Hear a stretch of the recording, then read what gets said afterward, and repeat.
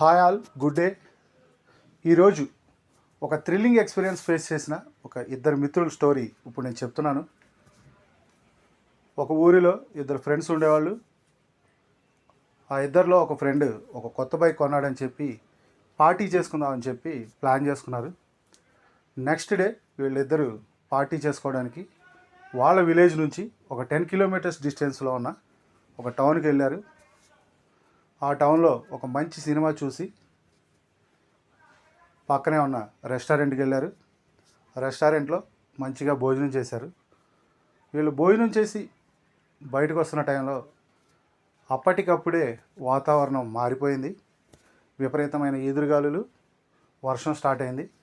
అయినా ఈ ఇద్దరు ఇంటికి బయలుదేరారు.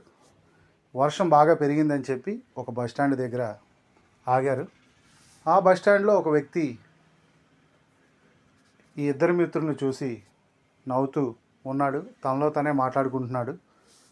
వర్షం కొంచెం తగ్గింది కదా అని చెప్పి వీళ్ళిద్దరూ ఇంటికి మళ్ళీ స్టార్ట్ అయ్యారు. ఒక నిర్మానుష్య ప్రదేశం నుంచి వీళ్ళు వెళ్ళాల్సి వస్తుంది.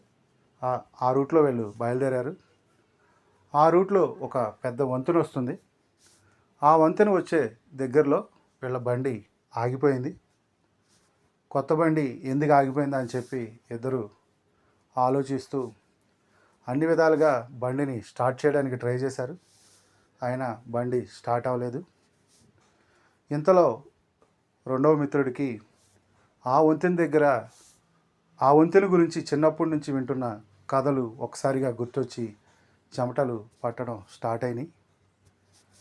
ఆ వంతెన గురించి సంబంధించిన స్టోరీ మనం నెక్స్ట్ ఎపిసోడ్లో తెలుసుకుందాం.